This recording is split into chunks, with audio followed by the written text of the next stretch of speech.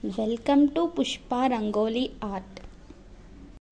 भूतात्मा परमात्मा च मुक्तानां परमागतिः अव्ययः पुरुषः साक्षी क्षेत्रज्ञोऽक्षर एव च।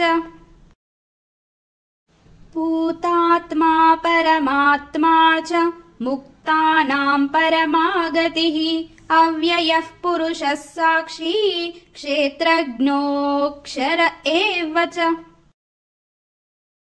भूतात्मा परमात्मा च मुक्तानां परमागतिः अव्ययः पुरुषः साक्षी क्षेत्रज्ञोऽक्षर एव च।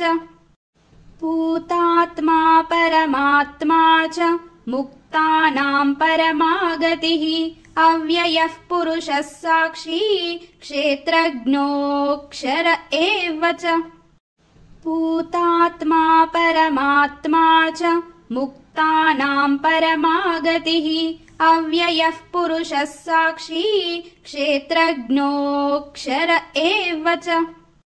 भूतात्मा परमात्मा च मुक्तानां परमागतिः अव्ययः पुरुषः साक्षी क्षेत्रज्ञोऽक्षर एव च। भूतात्मा परमात्मा च मुक्तानां परमागतिः अव्ययः पुरुषः साक्षी क्षेत्रज्ञोऽक्षर एव च।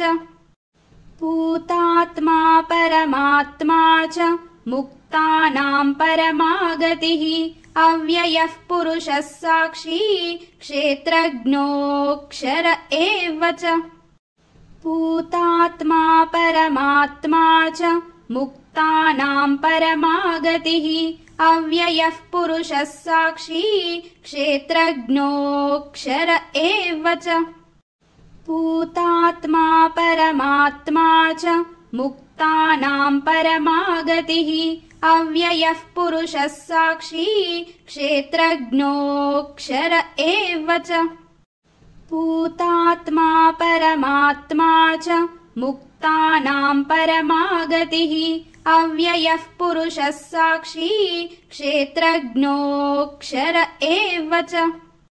भूतात्मा परमात्मा च मुक्तानां परमागतिः अव्ययः पुरुषः साक्षी क्षेत्रज्ञोऽक्षर एव च। भूतात्मा परमात्मा च मुक्तानां परमागतिः अव्ययः पुरुषः साक्षी क्षेत्रज्ञोऽक्षर एव च। भूतात्मा परमात्मा च मुक्तानां परमागतिः अव्ययः पुरुषः साक्षी क्षेत्रज्ञोऽक्षर एव च। भूतात्मा परमात्मा च मुक्तानां परमागतिः अव्ययः पुरुषः साक्षी क्षेत्रज्ञोऽक्षर एव च। भूतात्मा परमात्मा च मुक्तानां परमागतिः अव्ययः पुरुषः साक्षी क्षेत्रज्ञोऽक्षर एव च। भूतात्मा परमात्मा च मुक्तानां परमागतिः अव्ययः पुरुषः साक्षी क्षेत्रज्ञोऽक्षर एव च। भूतात्मा परमात्मा च मुक्तानां परमागतिः अव्ययः पुरुषः साक्षी क्षेत्रज्ञोऽक्षर एव च। भूतात्मा परमात्मा च मुक्तानां परमागतिः अव्ययः पुरुषः साक्षी क्षेत्रज्ञोऽक्षर एव च। भूतात्मा परमात्मा च मुक्तानां परमागतिः अव्ययः पुरुषः साक्षी क्षेत्रज्ञोऽक्षर एव च।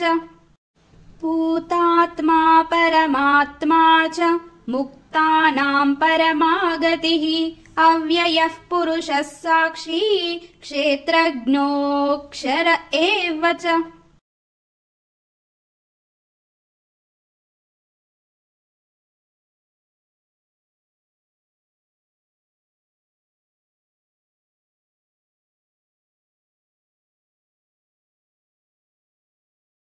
Thanks for watching. If you like this video, please do like, share and subscribe.